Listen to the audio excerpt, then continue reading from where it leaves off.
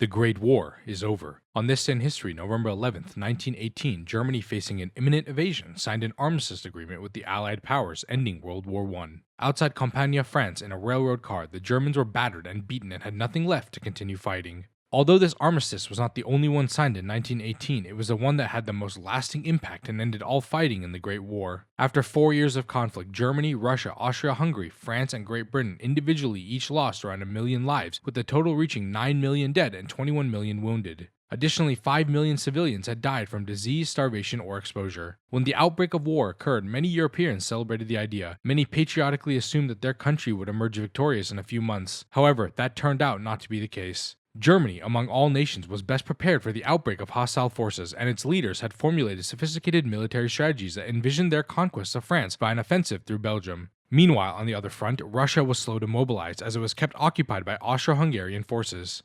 1915 saw the Allies attempt to break the stalemate with the amphibious invasion of Turkey, but heavy bloodshed forced them to retreat in early 1916.